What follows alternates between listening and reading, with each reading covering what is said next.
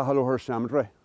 And the history of Aghalurcher Cemetery goes back to the mid-500s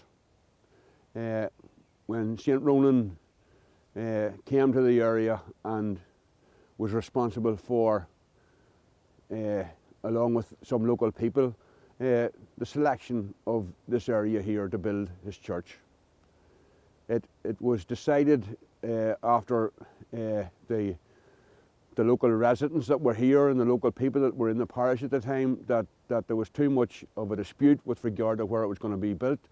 So it was decided on the cast of a stone from a slingshot, and where it landed, the church was built. And this is the site, and it was named Aghalurcher, or Aghalurcher. And the meaning of that, the translation of that, is the field of the shot. So they set about building the ancient church here, and in and around the church for many, many, many years, people resided. They built houses in the locality here of the church, and for many generations people lived here, not in the town of Lisnaskea, but in the township or the village of Aghalurcher. It was a place where people came for retreat. People who came here came for to do business with regard to the locals, the men who had trades and occupations that were in the area as well. You were 1 Irish mile from the shores of Lough Erne, and Lough Erne was the main highway into Ulster, and it was also the sites of many established churches and monasteries during that same period in time. Here was St. Ronan. Ronan was a very well-known man and very well respected within the historical history of this area, and came from a very respectable and very well-known family at that time. And he set up his church on this site, and they also would have had many, many other young men who came and became monks through the teachings of St. Ronan here. The history on the site tells us that this is possibly here where he's actually buried. And there are other bishops down through the years from other families who became involved within the church, particularly the Maguires in the later period, in the 1300s and right into the 1400s afterwards, where they were in control in this parish. They were the men who were the kings of the parish, and many of the children of those men who were the chieftains in the area became priests and bishops within this parish area. It brings us right through onto the period really of the Plantation of Ulster in the 1600s, when the English came here and they attacked the area. They actually destroyed all the cottages and houses that were in the old village at that time of Aghalurcher, completely destroyed them. And the people in this area took sanctuary in the old church. Over 300 people were said to have went into it at the start.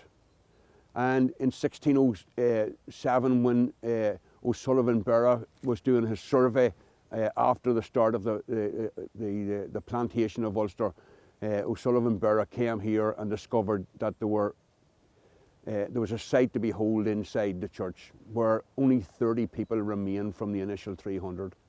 And these people were starving, and O'Burra and his group were giving them, were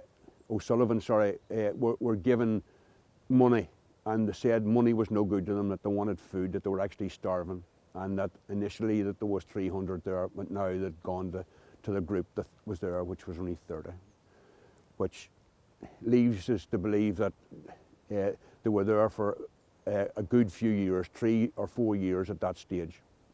That was a disastrous time for the local people at that time. The English who were here at the time, the soldiers were marauding all around here. They never came into the church. They never attacked anybody within the church grounds. Sanctuary was given to those people, but they were in a bad way.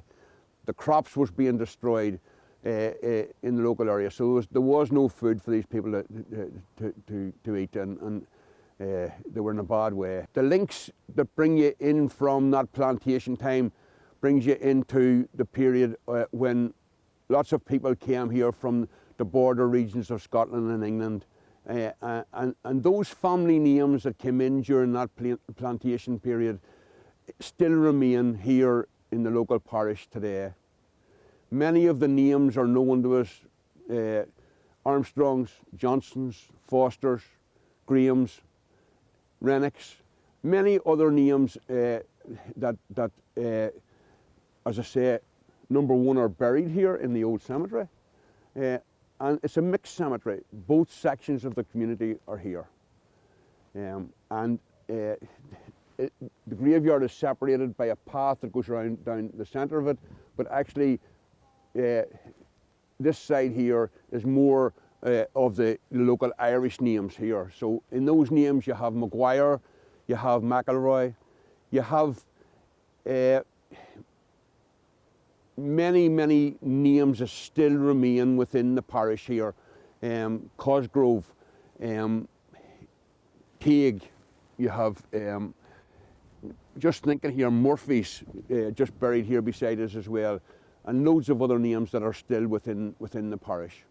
Some of the ancient stones, headstones, are no longer visible, or there were marker stones in those days. There was no carving in them, but there is beautiful carved stones here, especially with the skull and crossbones and with the timer and with the coffin on them as well. And you'll see those as we go around the graveyard. You'll see those that have been here, and those are really local craftsmen who had brilliant skills, and a lot of those were said to come here during the plantation period. But there are many old ancient Irish ones here as well that were beautifully carved as well. There is some of the bishops. Maguires are buried here. There's also Bishop Johnson down here as well from the Church of Ireland, who was here in the 1660s. So those stones are from that period in time. The ones that are still visible here now are really from the 1700s, but if you take the ages of the people that are in those graves, they're people who lived here during the 1600s. So 1700s and 1800s, right into the 1900s, and we have some that are very recent here. There's a recent burial over here. You can only do that in an ancient graveyard if you can prove that it was your family circle that was here.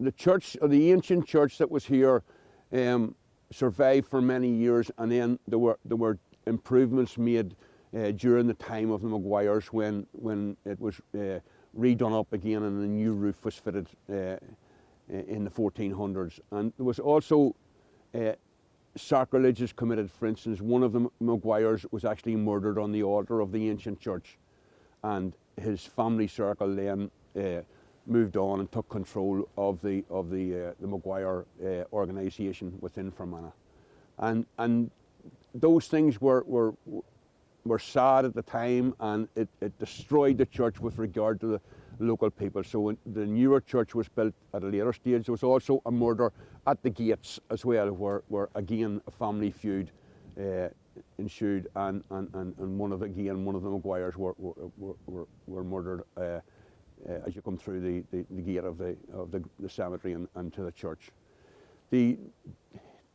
After plantation, it was used by the Balfours for a short period of time until they actually built their own church closer to Castle Balfour here in Lisnaskea.